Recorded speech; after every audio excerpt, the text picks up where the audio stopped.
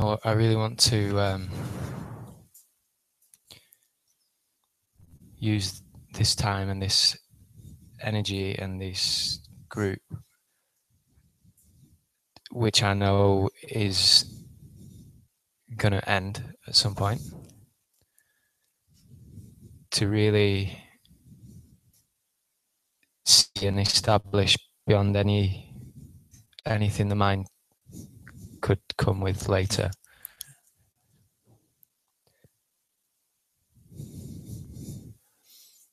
And I feel like maybe I ran away a little bit early yesterday, thinking, you know, nobody wants to see just a silence, and you know.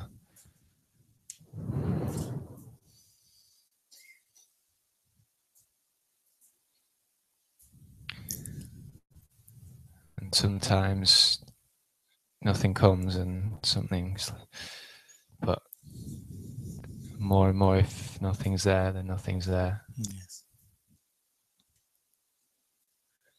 So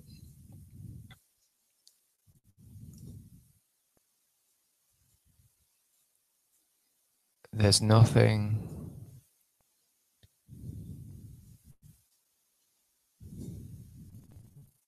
experiential that can verify I am this awareness.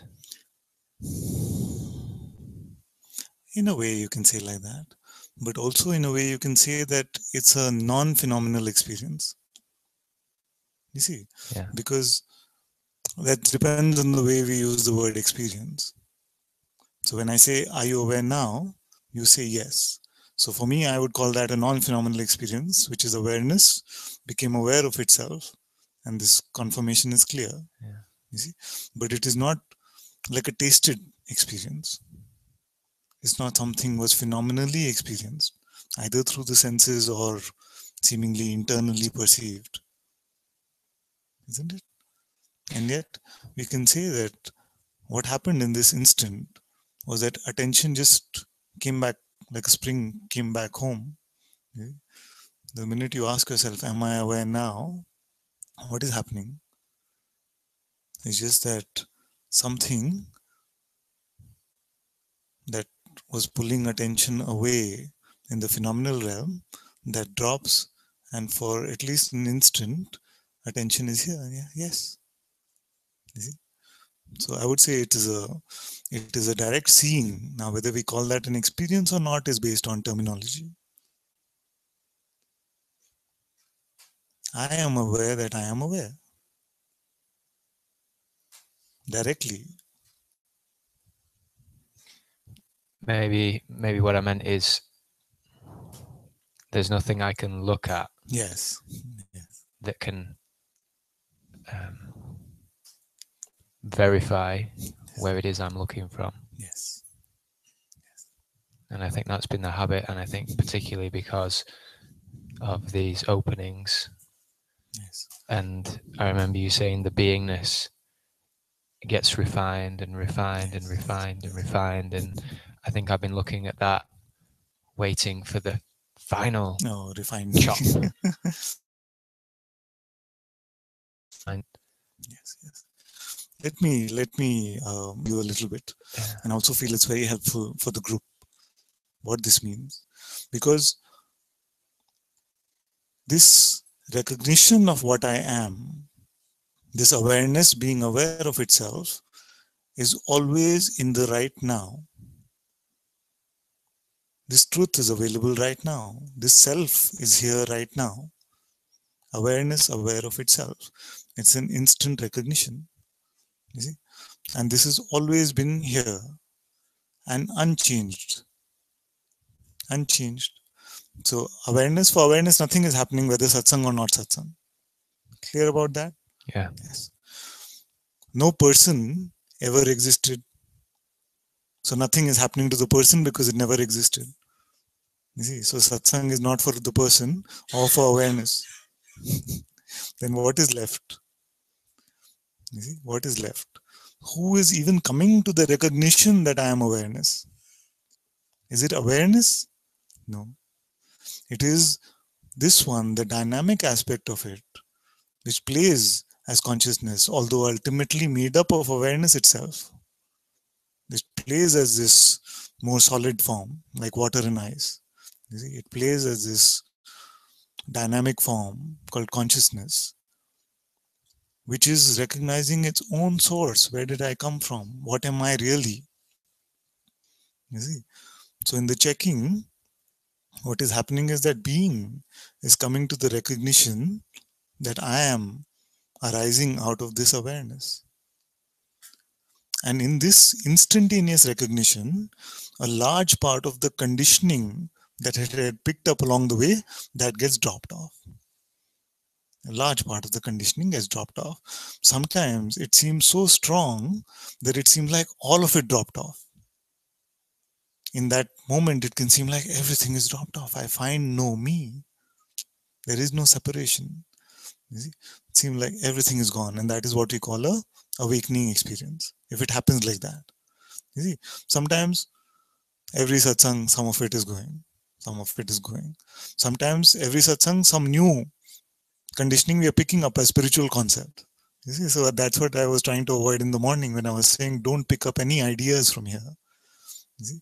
So, like we said, for awareness, nothing changed. Nothing can ever change. No person ever existed. So this plays all consciousness.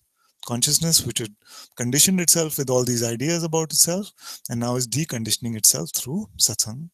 Sometimes in the instantaneous recognition that I arise out of awareness, a large bulk of the conditioning is gone and feel like it's done. But sometimes the concept it is done itself becomes the condition. You see? I got it itself can become the condition. You see? That's why I say that you are free now. What does that mean? As awareness, you are free. And yet, the advice is to keep coming to satsang. For who? The beingness. There is nothing here for the person. You see? So, consciousness in this monologue is saying to itself, hey, buddy, it's good what we've walked together so far, but just let's keep at it, It's the real monologue that God is having with himself. You see? It's all part of the game. Yeah? But in the game, my role is to help you chop off this stuff. You see? So my role is this, and I'll always conform to that role. There's plenty in the world which is helping you add on stuff, give you newer skills, help you with this, become better person at that, become better at that, adding on more and more attributes. You see, it's the rare ones who are saying, okay, we want to take away all of this from you. Whatever you have, we want to take away. What does it mean? Not materially. I think whatever you have picked up as an idea about yourself. You see? So being which is pure I am has picked up I am like this, I am honest, I am a seeker, I want freedom, all of these ideas which are then releasing themselves in satsang. The quickest way is to keep checking, where do I come from, what am I? And you see, yes, awareness, aware of itself is here. This is where I come from, this is my source. You see? So this is very beautiful that we can explore like this together. And I want to add a little bit onto this. So consciousness has two primal forces, isn't it? It has the force of attention and it has the force of belief. I would say these two are the very, very primal forces of consciousness. So we use the attention itself to come to the instant recognition. You see? Just like this. Are you aware now? Or who am I? Or whatever works to come to this seeing, that I am this seeing itself. This awareness that I am this awareness itself. You see? So we use attention for that. And using attention in this way, it takes away a lot of the conditioning. You see?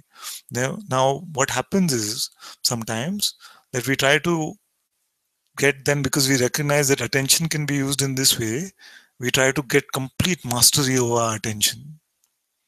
You see? And say it should always be like this. I should always keep it like that. You see, I've never seen one who has succeeded in doing this. just keeping attention one pointed. Even the sadhus, the yogis, they try so many techniques, it doesn't work. You see, but it's not really needed that way. It's not so much hard work. Just once in a while to check, what am I? Who am I? Like this attention goes back to this. And yet, in the rest of the times, it's allowed to play freely. We're not trying to so much control, not here, not there. Freedom is not like a constricted state where we're trying to control our attention. Attention left free is still attached to you see. Yeah, it's like in the beginning, there's such a joy in bringing the attention, or the sense of bringing the attention back, and suddenly there's this beingness, but more and more this sense of a me, and even the into the beingness. And so that seems that is happening by itself. Coming to satsang is happening by itself. This retreat happened by itself. And so all I of this feel is that happening by itself, and you can see that this is happening, and it's this would seem to be like a play that I had to manage now seems like a wonderful appearance which is happening moment to moment. You see, this like this. So like attention is used in this way to just check who am I, but not to try and force it into something. You see, too many are trying to force attention into something. So we're not to do that. The other, we have the second primal power, which is called the power of belief. You see, now this power has been vastly misunderstood. So what happens is that this energy construct called thoughts comes, and we have the power to believe the thought or not. You see, some will say, no, I don't have this power at all. I can't find this belief. So if I say, you have green color horns coming up on your head right now, will you believe it? You say no. The thought could be, you have horns which are sprouting on your head. I know. Yeah, this is the power of belief. It's as simple as that. You see. Now, it is much simpler to divest this thought from our belief, to divest belief from this thought, than to try and pull our attention away. Because the more we try to pull it away, the more it wants to check, what is it saying? So we stop playing that game now. We use only attention in one way, which is to check, who am I? Am I aware now? And we don't give belief to anything that the mind is saying. For some, this much is enough. Just this much. I use my attention in this way, and I don't use my belief in any way. This much pointing is enough. Now, some will say that there are some thoughts which seem to automatically get my belief. What do I do about those? Isn't it? So, for those, you will check and find that these thoughts are usually about your main trump card identities, you see. And for satsang, people who come to satsang, it's mostly about satsang itself, freedom itself, you see, or about relationships or something like that. So when it comes like this and they seem to automatically get you, then we use that into our inquiry. We pull them into our inquiry and say, so the thought could be, you're not free yet. Actually, you haven't got it yet. You're just faking it. You're just like that. So then you say, who wants to be free? Who has not got it yet? And we don't leave it till actually it sounds like a joke when the thought comes. And you haven't got it yet. It's just a joke. Because we've looked at it and we saw there is nobody here to get anything. You see? So even this trick of the mind to say, oh, but this automatically gets my belief, then is used as an opportunity to inquire. And then it starts becoming very light. So I'm giving you all these tips today so that you seem to get stuck in some of these. So you'll be watchful of these. So sometimes what happens is that we are too quick with the inquiry. You see, we say, okay, I'm going to inquire into who wants relationship or who has trouble with the relationship. I say, who am I? Oh, nobody here, no trouble, finished, done. You see, like that. Yeah? But it's not like this. You really look and say, whose relationship is it? this thought comes, I should have the perfect partner, or I don't have a good partner, something. Who is this one who wants a better partner? See, we really look with full integrity, and we keep looking till this thought replaying in our head actually has no juice left. You see, in this way, then we are not postponing anymore. We really look, and this identity will be divested with so much past belief. The sticky ones are those which have been nourished in the past, you see, with our own belief. So those are the stickiest ones.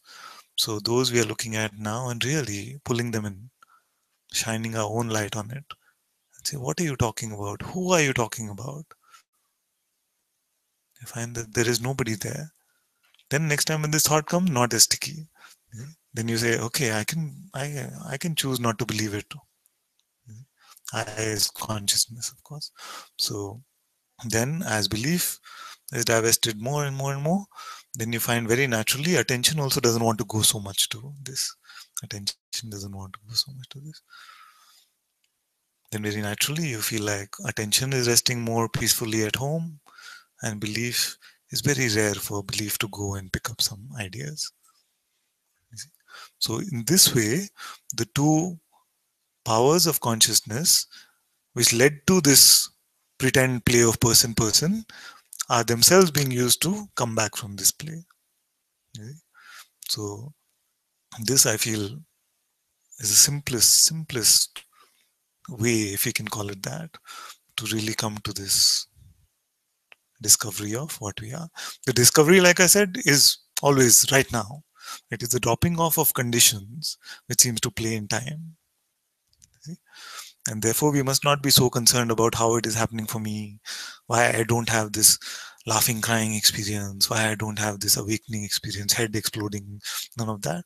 Because for some, it goes in big chunks, and when they're going, it can seem like, whoa, whoa, like that. And for some, slowly, it is dissolving. It's okay.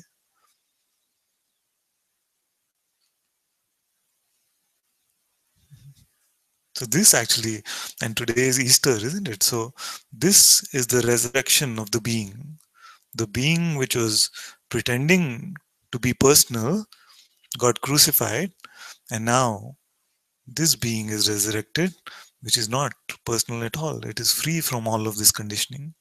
So this is the true Easter, resurrection of consciousness of being, unassociated, unburdened with ideas, with conditioning.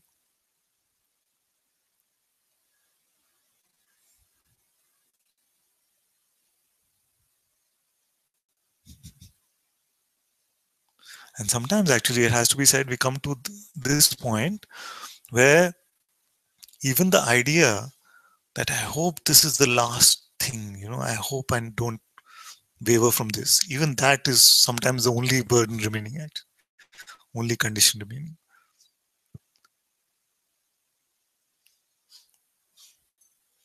Although for a while it seemed to have served us, because it led to this non-tolerance of anything that the mind was saying. But sometimes this also becomes a message from the mind saying, just make sure it's done okay. Yeah.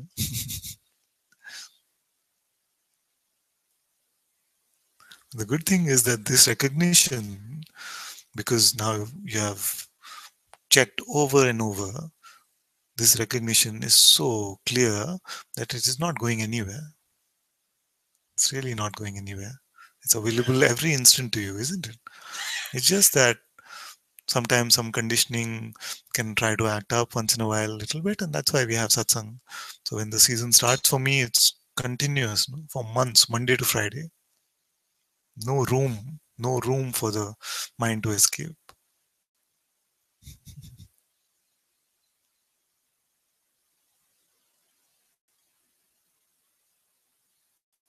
I feel very clearly now we have defined this whole so-called spiritual journey, and I feel very happy to be able to share these things so simply, because then the mind cannot really play around too much with all of this.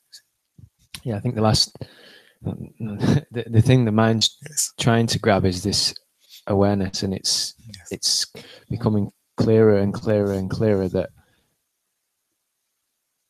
you said yesterday, if the awareness moved, how would you know? Yes. And I was just contemplating, and well, if anything moves, there's awareness of it. Exactly. So it's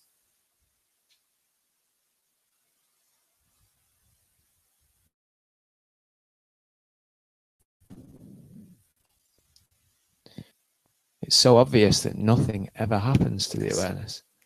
Exactly. To I. Yes. And nothing has ever happened.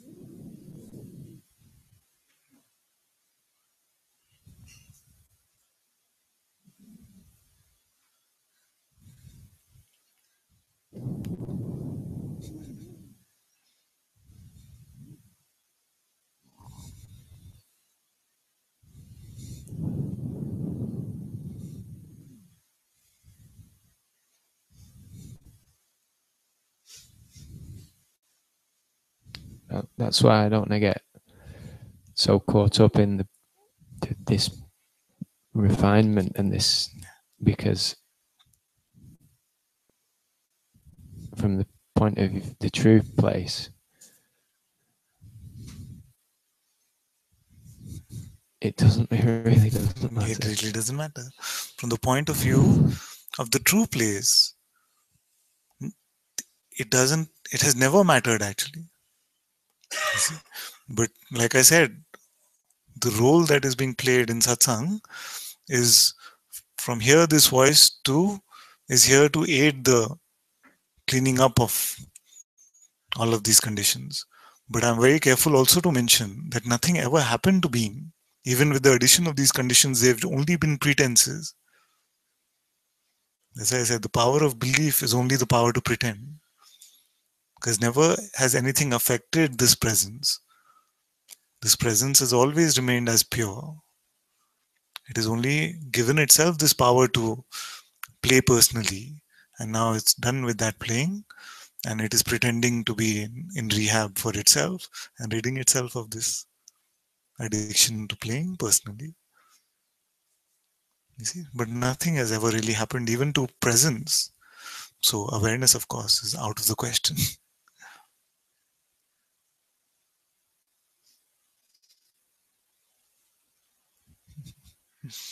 I'm very happy actually that we have so many in the room that have inquired so much that they have the ears to hear this, what I'm saying today. Because really, we've looked at things at a very, very primal level. And I can sense that so many are following what I'm saying, which is brings great joy here, actually. Very happy.